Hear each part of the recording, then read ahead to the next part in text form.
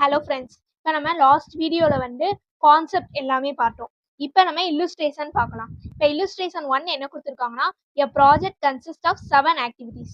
Activities P, Q, R run simultaneously. The relationship among the various activities is as follow. Activity and immediate successor கொடுத்துருக்காங்க.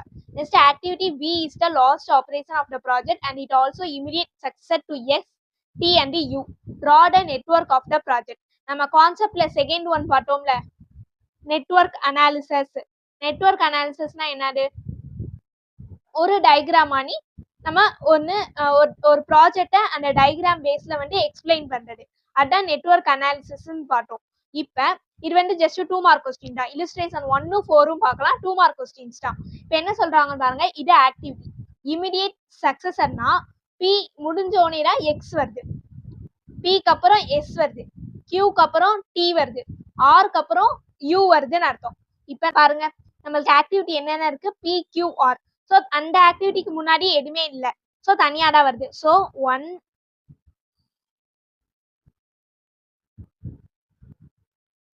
இது 2ன்னு வச்சுக்கா, இது 3, இது 4.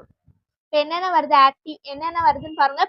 B, Q, இது R. அதாவது 1ல இருந்து 2 B, 1ல இருந்து 3 என்னது? கியூ, 1ல இருந்து 4 என்னது? ஆர். இப்போ நெக்ஸ்ட் என்ன சொல்றாங்கன்னு பாருங்க. பிக்கு அப்புறம் யார் வரணும்னா எஸ் வரணுமா? எஸ்.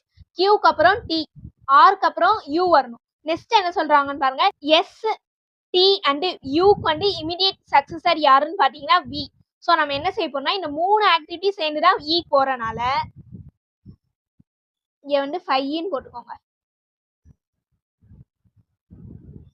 இப்போ பில இருந்து எந்த ஆக்டிவிட்டி போகுதுன்னு பாருங்க. எஸ்.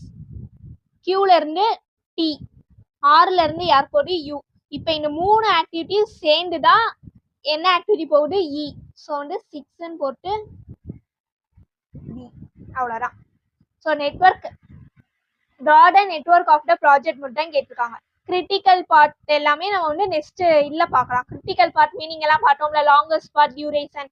ஸோ அது எல்லாமே நம்ம நெக்ஸ்ட் இல்லுஸ்ட்ரேஷன்ல பார்க்கலாம். ஸோ இது ஜஸ்ட் டயக்ராம் மட்டும் தான் கேட்டிருக்காங்க. நெட்வொர்க் அனாலிசிஸ் டயக்ராம் மட்டும் தான் கேட்டிருக்காங்க. ஸோ இப்போ ஃபர்ஸ்ட் சம் பார்க்கும்போது உங்களுக்கு புரியாத மாதிரி தான் இருக்கும். நம்ம இன்னும் ஒரு 16 இல்லுஸ்ட்ரேஷன்ஸ் இருக்கு. So 16 illustration next scanner sums பார்க்கும்போது உங்களுக்கு ஈஸியாக அண்டர்ஸ்டாண்ட் ஆயிடும். இப்போ இந்த சம் புரியுதான்னு பாருங்க. இப்போ நெக்ஸ்ட் நம்ம இல்லுஸ்ட்ரேஷன் 4 பார்த்துடலாம். ஏன்னா இது இல்லுஸ்ட்ரேஷன் 4ம் இதே மாதிரி தான் இருக்கும். 2 மார்க் சம்ஸ் தான்.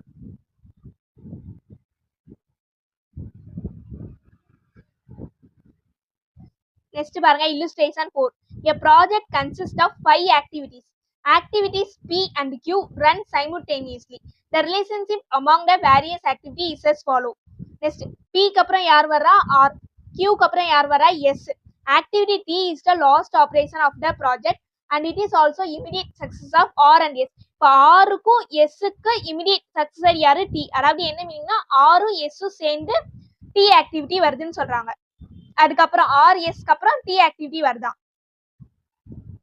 ஸோ மீனிங் புரியுதா? ஸோ இந்த சம் நீங்க இல்லுஸ்ட்ரேஷன் 1 பார்த்து நீங்க கூட ட்ரை பண்ணுங்க. இப்போ பாருங்க, பி கியூக்கு முன்னாடி எந்த ஆக்டிவிட்டியும் இல்லை. ஸோ 2 3. இப்போ இது பி 1ல இருந்து 2 என்னது? பி. 1ல இருந்து 3 கியூ. இப்போ என்ன சொல்றாங்க? பில இருந்து ஆர் போடு, கியூல இருந்து எஸ் போடு. நெக்ஸ்ட் 2 ஆக்டிவிட்டி அப்புறம் தான் யார் வரா? டி வரா. ஸோ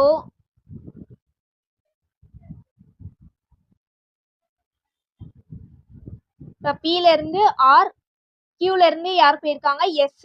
சரி, நெக்ஸ்ட் இந்த 2 ஆக்டிவிட்டி சேர்ந்துதான் நெக்ஸ்ட் யார் வரா? டி வர்றாங்க. ஸோ